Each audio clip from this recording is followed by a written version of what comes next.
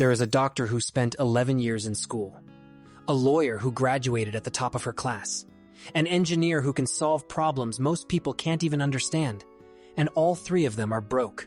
Not poor, not unemployed, broke, living paycheck to paycheck despite six-figure salaries, buried under debt they can't quite explain, watching their bank accounts stay flat year after year while their income climbs. If intelligence solved money problems, this wouldn't happen. But it happens constantly. And once you understand why, you'll never look at your own bank account the same way again. Here's the uncomfortable truth. Being smart doesn't just fail to protect you from money mistakes. In some ways, it makes you more vulnerable to them. Let's start with the assumption most people carry around without ever questioning it. Smart people make smart decisions. It sounds obvious. It feels true. And it is almost completely wrong when it comes to money. Intelligence is good at solving defined problems. Give a smart person an equation, a legal case, a diagnosis, and they'll outperform almost everyone. But personal finance isn't a defined problem. It's a behavioral one. And behavior doesn't care how high your IQ is. Think about it this way. Knowing that fast food is unhealthy doesn't stop most people from eating it. Knowing you should exercise doesn't get most people to the gym. Knowledge and behavior live in different parts of the brain.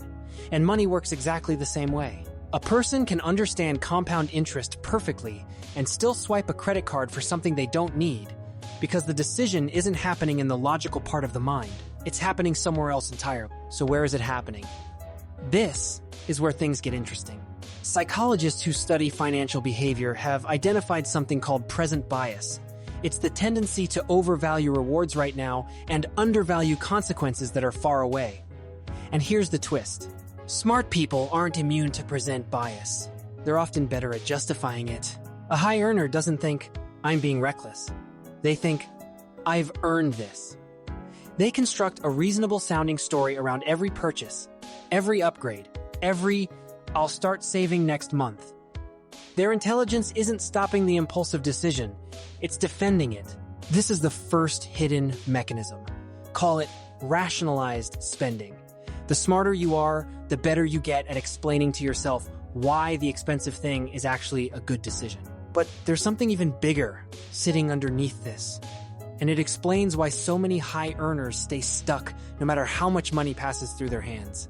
It's called lifestyle creep, and it's almost invisible while it's happening. Picture someone who graduates, lands their first real job, and finally has money for the first time in their life.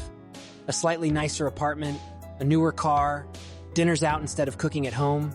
None of it feels excessive.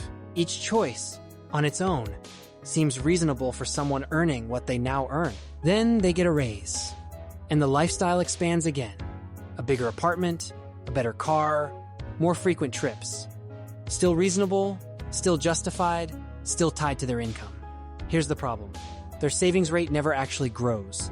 Every time their income rises, their spending rises right alongside it, matching it almost perfectly. Their net worth stays roughly the same distance from zero, just at a higher altitude. They're not broke because they don't earn enough.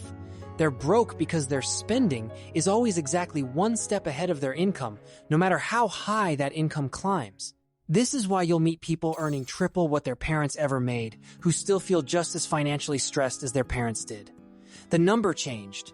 The gap didn't. And smart, high-achieving people are especially prone to this trap, for a reason that might surprise you. It's not because they're careless. It's because of identity. Many high earners built their entire self-image around achievement. Good grades, prestigious degrees, impressive job titles. Money becomes another scoreboard, another way to prove they've made it. So spending isn't just spending. It's confirmation, a nicer car, a bigger house, a more impressive vacation. These aren't just purchases. They're proof, to themselves and to everyone watching, that the hard work paid off. This is the real hidden mechanism. Financial behavior often has almost nothing to do with numbers, and almost everything to do with identity and emotion. There's a term for people caught in this exact pattern. Financial researchers sometimes call them high earners, not rich yet. People with impressive incomes and unimpressive net worth, because the income is being converted into appearance rather than assets. Let's look at how this actually plays out in the real world, because the pattern shows up in careers you'd least expect. Consider the medical profession. Years of delayed income during school and residency followed suddenly by a substantial salary. After years of scarcity, that first real paycheck feels like freedom. The instinct isn't to catch up on savings. It's to catch up on living. New house, new car, private schools, the lifestyle that was postponed for a decade suddenly feels overdue. Meanwhile, the debt from those years of school often never actually shrinks because minimum payments are treated as background noise instead of a priority. Or consider entrepreneurs who build a business that finally starts generating real revenue. Instead of building a financial cushion, many immediately reinvest into visible growth, a bigger office, a flashier brand, the optics of success, rather than the substance of it. The business looks impressive from the outside while the owner's personal finances remain fragile. Notice the pattern. It's never really about how much is coming in. It's about what happens the moment more money arrives. And for most people, more money doesn't get saved. It gets absorbed. Now here's the twist that changes everything. The part almost nobody expects. The people who actually build wealth are rarely the smartest people in the room. They're the most consistent ones. Financial researchers have long noted a strange pattern among self-made millionaires. Many of them are ordinary earners, teachers, small business owners, mid-level employees, not high-flying geniuses. What they share isn't intelligence.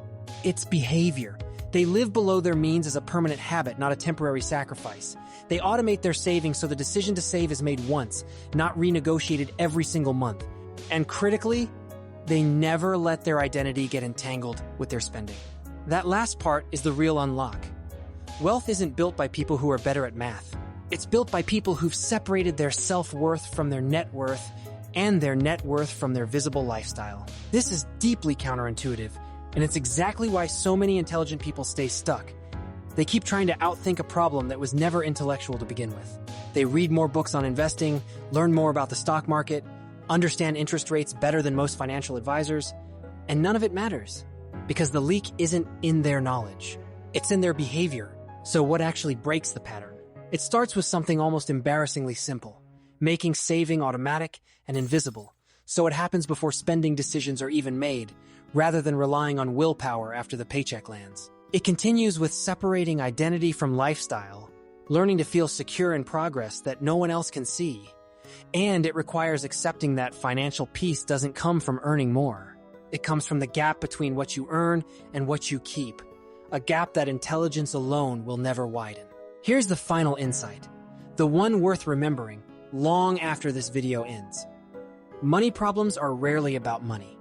They're about psychology wearing a financial disguise. The doctor, the lawyer, the engineer, they're not failing at math. They're succeeding at telling themselves a story, one convincing enough to explain away every dollar that quietly disappears. The moment you stop asking, how do I earn more? And start asking, what story am I telling myself about what I deserve? Everything shifts. Because the real wealth gap was never between the smart and the average. It was between the people who let their behavior run on autopilot and the people who quietly took control of it. If you want to build real financial security, start there. Not with a bigger income, with a smaller gap. So here's a question worth sitting with. If your income doubled tomorrow, be honest, would your lifestyle double with it? Leave your answer in the comments, because the truth might tell you more about your financial future than your bank statement ever could.